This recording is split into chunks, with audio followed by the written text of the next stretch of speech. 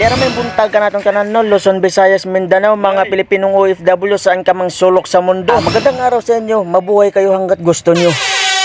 Dera panibagong araw, panibagong vlog na naman tayo. Business as usual na naman tayo. Kasama natin ang ating boss na si Boss Roy. Magandang umaga, boss. Maaga tayo nag-prepare para maaga makalis ang truck. Pagputok pa lang ng araw ay naka-ready na tayo. At siyempre sa kooperasyon ng lahat, magagawa namin ang aming hangarin na matapos kami ng maaga para makabiyahe rin ng truck ng maaga. Dera mo na isarad sa Bisaya or pencil sa English. Dugay ng panahon ko tilawani ba. Mga power gito mga tao diring dapita kay pasano raman ng ilang sakayan. Kining higayon na murag nakabawas gid ang sakayan ani ba. Sawa magdugay na naman nagpangabot ang mga nanguha og tahong.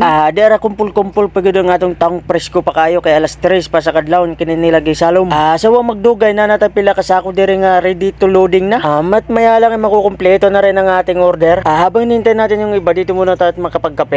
Dito rin yung aso na naghanap rin ng kanyang kalandian. Di natin magsigutan na. Dera ito yung tracking na ating kakargahan ngayon ng ating tahong no. Dera klaro ng pamahog paniud to ani kay na naman tayo dadang sodanan nite. Padayong gihapon ta. Kagaya ng dati minamarkahan pa rin natin ang mga sako ng tahong. Dito pagkapuno ng sako, maganda mang tinatali or tinatayan ng ating masipag na boss na si Boss Roy. Dahil bihasa sa pagtatay ng ating boss, siya na mismo ang gumagawa nito. Para na rin masecure ang laman ng ating sako ng mga tahong. Bungkag lawas. Ayay.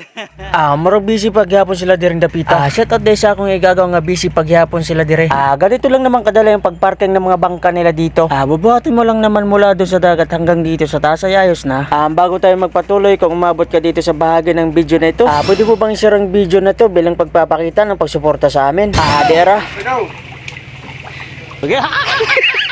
Ito yung viral na kamayan nyo. Sa mga baguhan pa lang dito sa video natin, mag-like, comment, share, at mag-follow kayo para lagi kayong updated sa mga video natin na ilalabas. Kagaya ng vlog na ito, mga videong katatawanan at marami pang iba. Kagaya ng pusa na ito na nakaabang ng makakain sa baybay. At hindi nagtagal, dumating na rin yung iba para magatid ng mga tahong nila. Pero amintin ito.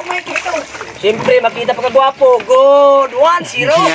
Siya nga pala shoutout sa consignee natin dyan sa Tagum, Davao. Na si Boss Jobin Evangelista. Shoutout Boss Jobin mula kay Boss Roy at sa aming team. Shoutout sa mga buyer natin dyan sa buong Mindanao. Boss, dola ka sa ako yung boss. Siyempre shoutout ka ni mo Boss Frankie simula andito ka pa rin. Dera ato na i-flex atong mga driver sa San Pedro Tracking. Gikan pa ning Mindanao ni kargag prutas niya magkarga pa og taong padong Mindanao. Bago pa man sila bumiyahe, pakainin muna natin ng preskong isda na sinabaw para kondisyon ng ilang biyahe. Finally matatapos na rin tayo at makakaloading na rin tayo sa truck. Siya nga pala, meron din tayong YouTube channel. Hihilingin ko rin ang inyong suporta. Mag-subscribe lamang kayo dun sa aming YouTube channel. Click ang notification bell para lagi kayong updated sa aming mga bidyong lalabas. Ilalagay ko yung link sa baba. Maraming salamat sa inyong suporta dito sa aming Facebook at sa YouTube channel. Ito na yung huli naming pinakahihintay. Wag na nating patagalin pa, isakin na natin to para ma-load na. At para makaalis na rin ng maaga ang ating truck. Nang sa ganun makarating doon ng maaga sa paruroonan. At hindi rin na nga tayo nagtagal at nagloading na rin tayo. Dadalhin nga pala itong mga tahong na to sa Surigao, Tagum at Davao. Siya nga pala sa mga taga-Liti-Liti ngayon na nakatira sa Mindanao. Maraming salamat sa inyong suporta sa aming video na nakarating dyan sa inyo at pati na rin ang tahong na inyong natikman na galing dito. Huwag nyo kalimutan i-share tong video na to kung nakaabot kayo dito sa bahagi na ito. Bye bye. Okay.